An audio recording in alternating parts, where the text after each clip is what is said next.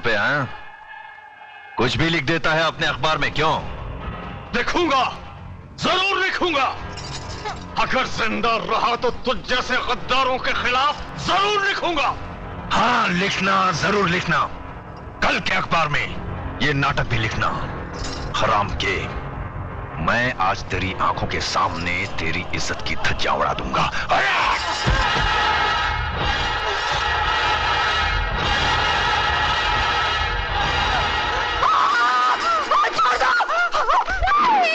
कभी नहीं। छोड़ दो उसे।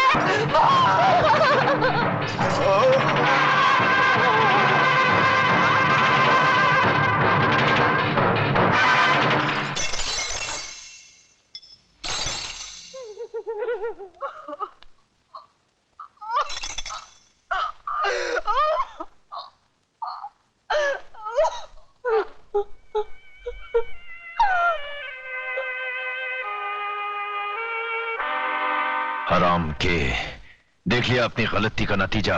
नतीजा तो तुझे मैं दिखाऊंगा हरामजादे।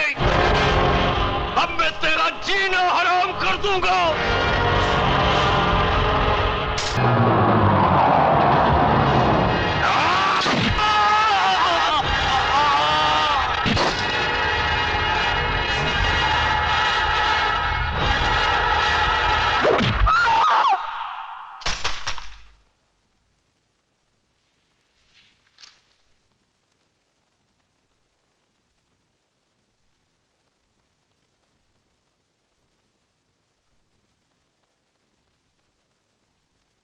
जज साहब, शायद आपको याद होगा, आज से 3 साल पहले ये गोल्ड मेडल आपने एमके गांधी लॉ कॉलेज की first class first student Megha Dikshit को अपने हाथों से पहनाया था। आज वही गोल्ड मेडलिस्ट आपसे ये कहना चाहती है कि ये आदमी जो आपके सामने खड़ा है, ये समाज के नाम पर एक कलंक है। He is a rapist, he is a murderer. इसने मेरे साथ बलात्कार किया है, मेरी आंखों के सामने मेरे माँ बाप को काट दिया। इस आदमी को हमारे समाज में रहने का कोई हक नहीं है, your honour. Objection, your honour. Please let me finish. Mister Mirchandani, इन्हें बोलने दीजिए। मैं जानती हूं मिस्टर मिर्चंदानी क्या कहने वाले हैं, क्योंकि कानून की सारी किताबें मैंने भी पढ़ी हैं, और मैं ये भी जानती हूं कि किताबों में जो भी लिखा होता है वो कोर्ट और कचहरी में नहीं होता। अब मिस्टर मिर्चंदानी मुझसे गवाह मांगेंगे, सबूत मांगेंगे, जिनकी खोखली बुनियाद पर यह कानून टिका हुआ है। हर ये तो उन वकीलों में से है जिनका पेशा यही है कि सच को झूठ और झूठ को सच कैसे बनाया जाए। इनका कोई भरोसा नहीं। ये तो ये भी कह सकते हैं कि उस हादसे के दिन चतुर सिंह इस मुल्क में ही नहीं था। Exactly, your honour. तो फिर देर किस बात की है? वो नकली पासपोर्ट, नकली टिकट, नकली होटल का बिल जहां चतुर सिंह ठहरा था, वो जज साहब को दे दीजिए ताकि जल्द से जल्द फैसला हो जाए। वो सारे सबूत इस फाइल में मौजूद है, योर ऑनर। ये रहे वो सारे सबूत जो इन्हें निर्दोष। Brilliant mister Mirchandani, brilliant.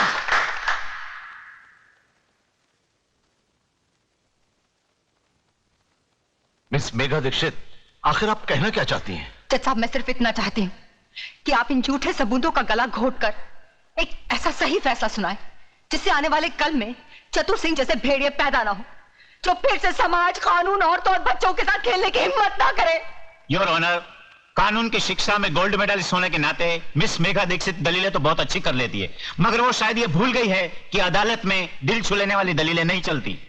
देश को बेचने वाले गद्दार, स्मगलर्स, क्रिमिनल्स का केस लड़ते लड़ते पैसों के लिए तुमने अपने आप को कानून के साथ बेच दिया है।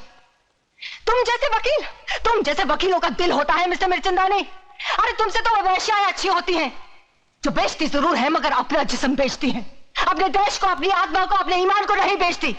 तुम जैसे चंद वकील इस कानून और अदालत की तौहीन हो। अरे अगर मेरा बस चले तो मैं तुम सबकी डिग्रियां छीन लूं। Miss Megha, control yourself. Control? अरे क्या कंट्रोल करूं जज साहब, क्या कंट्रोल करूं? अरे एक नारी की इज्जत लुट जाने के बाद भी अगर उसे रो रो कर अपने इंसाफ की भीख मांगनी पड़े तो शर्म आनी चाहिए ऐसे कानून को और उसके रखवालों को। मिस मेघा, यह अदालत की तौहीन है। तुम इंसाफ मांगने आई हो या छीनने? जज साहब, किसने कहा कि इंसाफ मांगने से मिलता है? अरे इंसाफ ना ही मांगने से मिलता और ना ही छीनने से। आज तो इंसाफ बिकता है, सिर्फ बिकता है। इसीलिए चतुर सिंह जैसे वैशी दरिंदे अपना सीना तान कर समाज में घूमते हैं, कानून को रुमाल समझकर अपनी जेब में रखते हैं। Your honour, miss Megha Dikshit बिना मतलब की बातें करके अदालत का वक्त जाया कर रही है, इसलिए मैं अदालत से रिक्वेस्ट करता हूं कि अदालत अपना फैसला सुनाए। अरे ये क्या फैसला सुनाएंगे? क्या फैसला सुनाएंगे ये? फैसला मैं सुनाती हूँ। तमाम गवाहों के बयानात और सबूत की बिना पर अदालत इस फैसले पर पहुंची है कि श्री चतुर सिंह जनता के सेवक बेकसूर है, इसलिए इन्हें बाइज्जत बरी किया जाता है। यही है ना आपका फैसला जज साहब? मेरी बात सही निकली। जज ने उन झूठे गवाह और खोखले सबूतों की बुनियाद पर चतुर सिंह को छोड़ दिया और मैं अदालत के कटहरे में खड़ी अपने देश के अपाहिज कानून को देखती रही।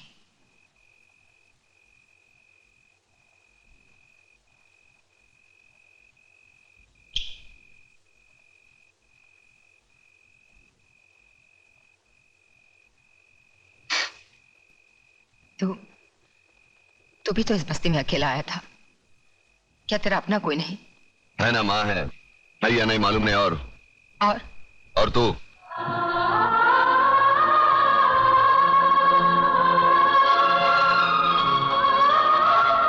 कभी किसी को लूटा नहीं, हराम का खाया नहीं, बेवड़ा नहीं पीता, बीड़ी पीता हूं, मुंह से बदबू आती है, सोच ले।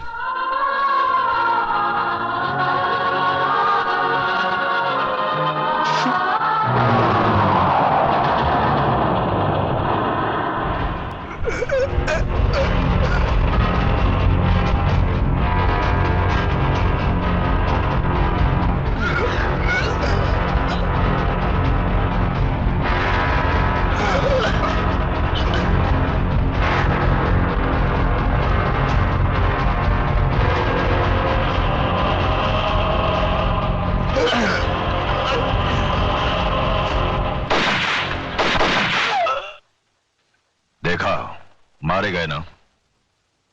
मेघा दीक्षित को पार्सल बनाकर लाने वाले थे ये हरामजादे और खुद पार्सल बनकर चले आए। बशीरा, उस कुत्ते को सबक सिखाने का कोई ऐसा रास्ता ढूंढो कि वो तो क्या पूरा का पूरा इलाका कांप उठे। लक्ष्मीदास जी, अपने माथे का पसीना पोंछ डालो और मेरी बताई हुई बातों को अपनी खोपड़ी में डालो, समझे? चलता हूं अब।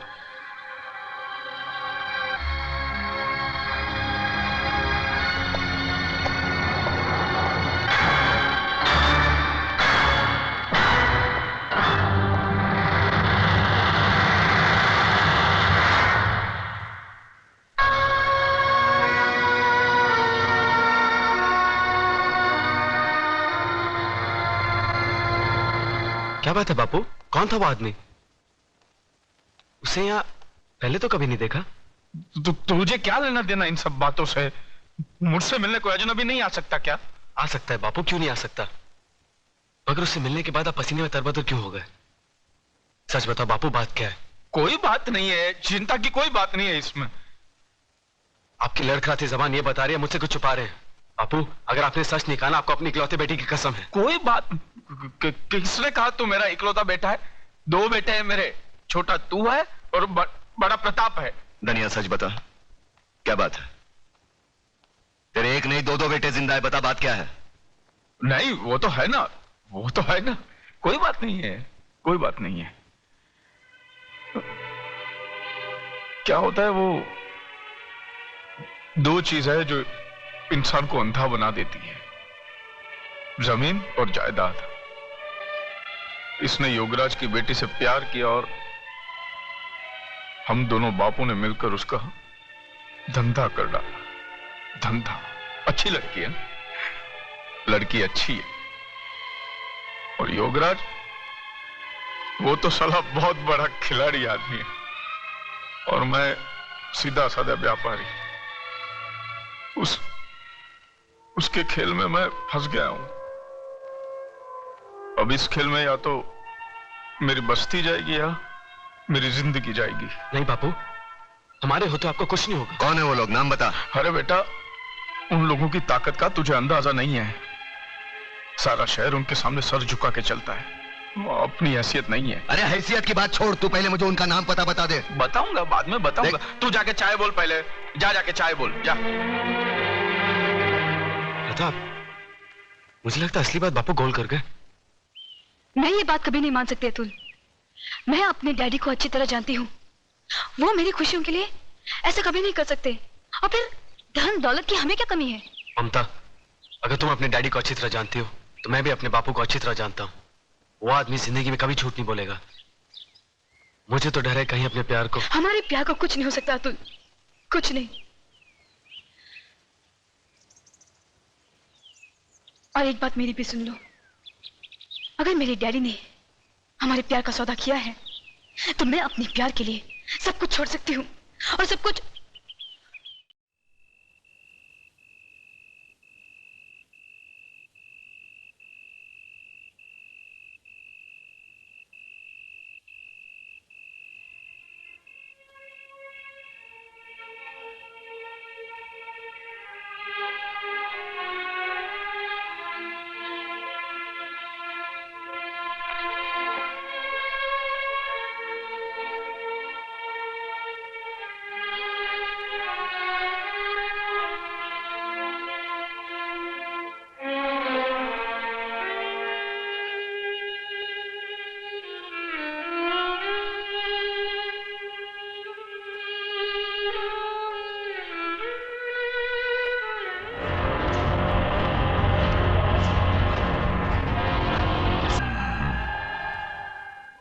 आपने मुझे क्यों याद किया? लक्ष्मीदास, दुनिया में ऐसे बहुत सारे लोग हैं जिनको कोई चीज पसंद आ जाती है तो वो उसे छीन लेते हैं, मगर हम उनमें से नहीं हैं। हमें जो चीज पसंद आ जाती है हम खरीद लेते हैं। तुम्हारा लक्ष्मी नगर हमको बहुत पसंद है। वहां युगराज के साथ हम बहुत बड़ा कॉम्प्लेक्स बनाना चाहते हैं। ये सूटकेस के अंदर 3 करोड़ रुपए कैश है और तुम्हारे सामने ये एग्रीमेंट के साथ 2 करोड़ का चेक है। दाम बिल्कुल बराबर है म्यूनिसिपैलिटी के वैल्यूएशन के हिसाब से। अब इस एग्रीमेंट पे साइन करो, खोके उठाओ और ऐश करो। मगर ये मुझे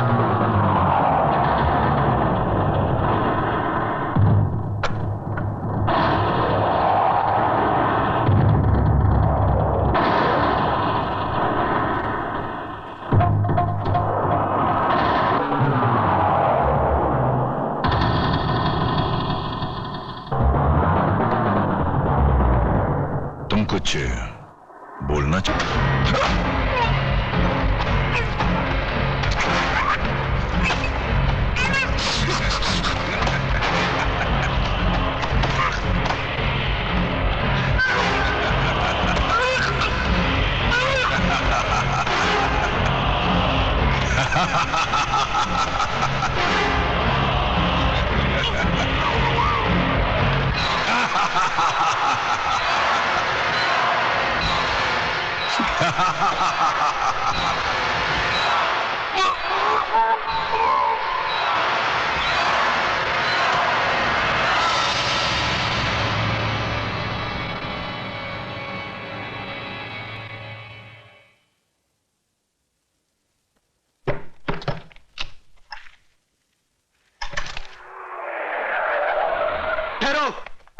लाश को कोई भी हाथ नहीं लगाएगा।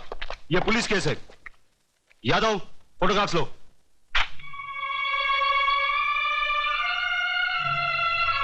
लगता है इन्होंने आत्महत्या की है। दिखाई नहीं देता? इन्हें मारकर लटका दिया गया है। इसका फैसला ना आप कर सकती है ना हम। हवलदार, डेड बॉडी को नीचे उतारो।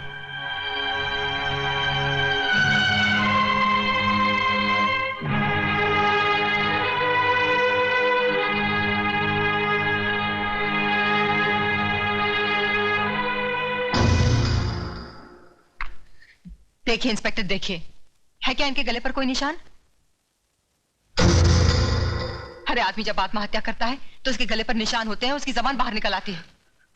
साफ साफ नजर आ रहा है कि इन्हें मारकर लटका दिया गया है। मेघा जी प्लीज, आप हमें हमारी कार्रवाई पूरी करने दीजिए। हाँ करो, कार्रवाई करो। अरे इस्माइल भाई साहब को साहब के लिए चाय बोलो, कुर्सी लाओ, लिखो जो जी में आए वो लिखो, और बाद में डाल देना पुलिस थाने के किसी गोडाउन में सड़ने के लिए जहां लाखों के सड़ रहे। लिखो लिखो। इस तरह गर्म होने से कोई फायदा नहीं। जो हो चुका सो हो चुका। लक्ष्मीदास जी की मौत का मुझे भी अफसोस है। अरे बाबा ज्यादा अफसोस मत करो, मेरा धनिया उठ जाएगा कहीं। Mister Pratap, please shut your mouth and keep quiet. What do you mean keep quiet? What do you think about yourself? हाँ? ये खाकी वर्दी पहन ली, ऊपर टोपी पहन ली, हो गए कानून के रखवाले। अरे कानून यहां से जानो, यहां से जताओ, पहले अपने खून में बहती हुई बेईमानी को मिटाओ। निकले कार्रवाई करने। साला कोर्ट इनकी, कानून इनका, सबके सब साले मिले हुए। ना खुद गुनाहगार है, वो क्या लिखेगा रिपोर्ट? इन्हें पोस्टमार्टम के लिए हॉस्पिटल ले जाना पड़ेगा। हवलदार। ए हवलदार, ए संभाल के। ए देख, यहाँ छोटा मगज होता है, उसको धक्का लगेगा ना तो आदमी मत।